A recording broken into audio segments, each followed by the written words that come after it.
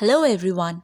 It's been more than 2 weeks since the Palestine-Israel war started, and now the situation in Gaza is no less than hell. Since 9th October, Israel has imposed a total blockade on Gaza. This clearly means food, supply of medicines, water, and electricity has been cut out by Israel in Gaza. And on the top of that, the continuous bombardments unimaginable. The scenes coming out of Gaza are shocking. Entire neighborhoods have been reduced to rubble.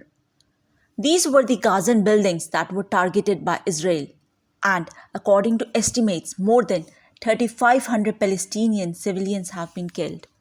Thousands are still trapped in one or other debris which were bombarded by Israel army, and the ones who are still alive are trying to get shelter in hospitals and schools. But from 16th October, water was also running out in the United Nations shelters too.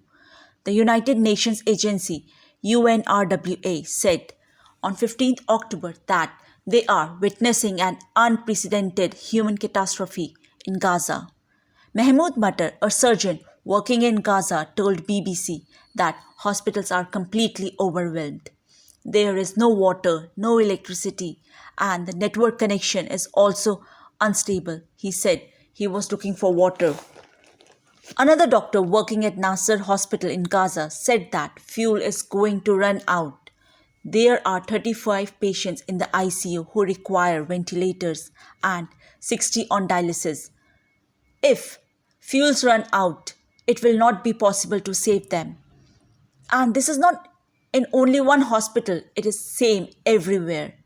Next day, on 17th October, health officials told that the only oncology hospital in Gaza would be shut down within 48 hours if the situation continues like this.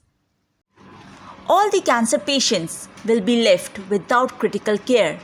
To understand deeper, let's take a look at the map of Gaza. It is a very small place. This strip is spread over just 365 kilometers square.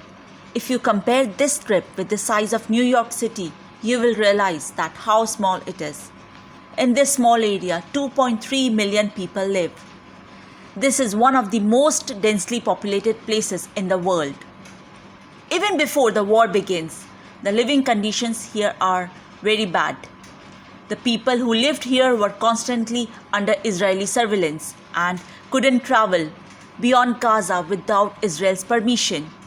It is also important to mention that 50% of their population are of children, and this is the main reason why, according to the estimates, out of all the people killed in this war, 60% of them were the women and children living in Gaza. But the situation was not better even before the war began, that those criticizing Israel called Gaza an open-air prison. On 7th October, Hamas attacked Israel, which started this war, but in response, Israel is continuously attacking Gaza.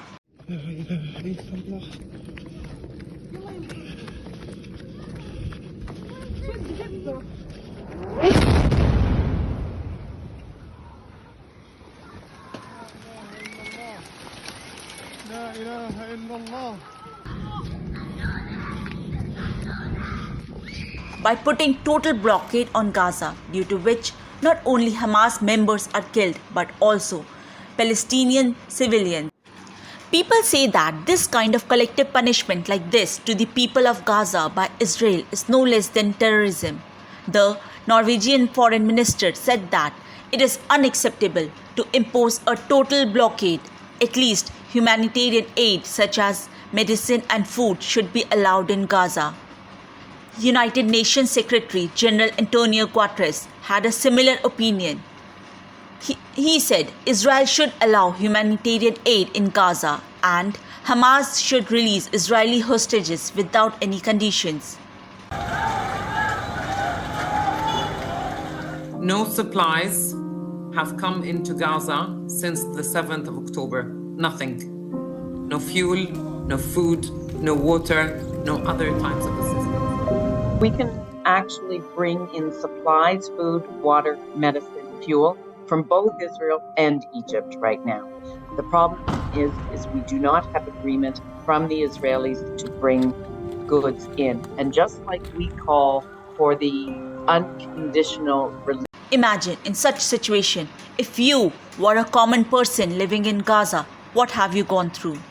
You don't have electricity, water, internet connection cut off, you can't get food from anywhere, and then one day you suddenly see some pamphlets falling from the sky. On those pamphlets, there is a warning from Israel.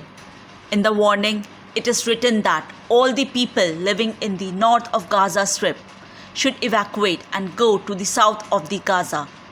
You can hear the sound of bombardment all around, and now the order is to evacuate immediately, and I would highly recommend that people adhere to that instruction. you are being warned to evacuate your house as soon as possible and go to the south if you want to survive. According to estimates, about 1.1 million people live in northern Gaza. The IDF warned everyone to evacuate and go to the south. The shelters of the United Nations in northern Gaza were no longer safe. Anyone could be targeted in northern Gaza, the hospitals, schools, or even clinics. The UNRWA pointed out that many pregnant women, children, and elderly people who would not be able to move. Where will they go? How will they evacuate? On the top of that, the World Health Organization strongly condemned Israel's order. There are 22 hospitals in northern Gaza which have more than 2,000 patients. How will hospitals be evacuated? Despite this, the Israeli military said that around 6 lakh Gaza people evacuated from the northern area to the south. 5 lakh people did not evacuate. But let's assume that you were among those who evacuated to the south. But does this mean you will be safe from the bombings? Killed or injured during Israeli strikes in their homes in Deir el-Balah, which is located in southern Gaza. We watched many instances of airstrikes in central Gaza, where the homes of many families were destroyed. People living in southern Gaza aren't safe either. Khan Yunis, a city in southern Gaza, had to suffer through multiple airstrikes. A BBC correspondent confirmed the airstrike in southern Gaza. A building near the Rafah crossing was damaged indeed. According to the BBC News, Israel hit the area near the Rafah crossing point at least thrice. This area is quite important. Now let us look at this place carefully. Rafah border crossing is the border crossing between Gaza and Egypt. Because if there is no safe place in Gaza, then people will obviously think of leaving Gaza. On one side there is the Mediterranean Sea, where you cannot go. On the two of its sides there is the country of Israel, where you obviously cannot go. So the only place that you can flee to is Egypt in the south. And there is only one border crossing here, that is this Rafah border crossing. So what would you have done in such a situation? To escape the bombardment, you would have tried to flee Gaza. Thousands of people tried to do this, so they gathered at the Rafah border. But Egypt is not ready to open this border. Egypt and other Arab countries said that it is unacceptable for Palestinian refugees to let them enter to their countries because Palestinians have their own country. They cannot be thrown out of their own country. In the midst of this danger of the war escalating is also rising because clashes were seen in Israel and Lebanon. North of the Israel is Lebanon, where the Hezbollah militant group operates. Like the Hamas group, Hezbollah is also backed by Iran as per the reports. And there has already been a war between Hezbollah and Israel. They already had a war in 2006 which lasted for a month. What has happened now is that in the last few days there has been a brief rocket firing between Hezbollah and Israel. On 16th of October, an anti-tank missile was fired from Lebanon which fell on a town in northern Israel and injured 3 people. Israel has ordered its civilians to evacuate the area near the Lebanon border. The biggest threat here is that Hezbollah is actually more dangerous and powerful than Hamas. They have lakhs of rockets and missiles which can attack anywhere in the Israel. And on the top of that, Iran has also warned Israel that if they try to do a ground invasion in Gaza, That is, if it deploys its army to Gaza on the ground, it can get a response from other places. However, it is still a big mystery that how could Hamas collect more than 500 rockets in Gaza, and how was Israel completely unaware of it? Though it is very clear that Egypt has already warned Israel that an attack was imminent. Later, it was found that America also had information about it, and they also warned Israel. There was an update on 28 September by multiple streams of intelligence that Hamas can launch rocket attacks across the borders. However, on 6 October 2023, one day before the attack, American officials circulated a report that Hamas was showing unusual activity. An attack could happen anytime. A Middle Eastern diplomat in Washington, D.C. told CNN that his government was repeatedly warning the White House and the US intelligence officials that there was a buildup of weapons by Hamas. He also said that they have so many weapons in Gaza that it was beyond anybody's imagination. So obviously the question arises, did the Israeli government already know about this attack and they did nothing? Here, take a close look at Israeli internal politics as well to get the clear picture of the situation. From the past few years, Israel's politics has been quite unstable. Many elections were held, and the current Prime Minister, Benjamin Netanyahu, has been charged of fraud, breach of trust, and taking bribery in 3 different scandals. Allegations are that billionaires have given him money, though he completely denied this. But a corruption trial is going on against Netanyahu, which in 1000, 2000, and 4000. These trials are pending. But according to the reports, he is trying to interfere in cases where with the judiciary.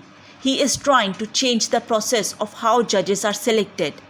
Citizens in Israel were out on the streets. There were nationwide protests in Israel a while back.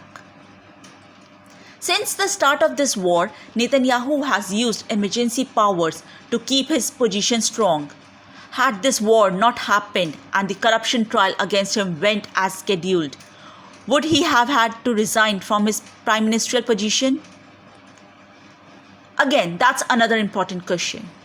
Apart from this, another allegation that is being put on Netanyahu is that he tried to encourage the Hamas group in the past. Let us see from another angle.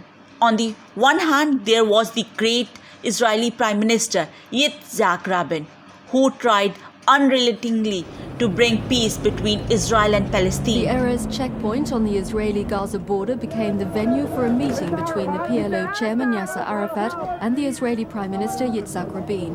It was an historic occasion. The first face-to-face encounter between the two men since Arafat returned to the Gaza Strip, which has been occupied for 27 years by Israel. There was some accord. Rabin agreed to allow thousands more workers into Israel, easing the Gaza Strip's economic woes. But the I hope that on the Israeli side, the Palestinian side, tension will be reduced, violence will be reduced. The peace protest was almost completed when a fanatic shot him. And on the other hand, what did Netanyahu do? He just leads a right-wing government. He ignored the legitimate Palestinian Authority and their president, and he cooperates with the chest-thumping approach. He divided the power between Gaza Strip and West Bank with Hamas and tried to negotiate with them indirectly through Egypt. Telegraph has wrote an article where they clearly mentioned how Benjamin Netanyahu empowered Hamas and broke Israel. And this 18th October article, which is from Times of Israel itself, mentioned that for years Netanyahu propped up Hamas and now it has blown up in our faces. It states that according to several reports, Netanyahu himself had said that they should facilitate transfer funds to Gaza so that there can be a separation between Palestinian Authority in the West Bank and Hamas in Gaza.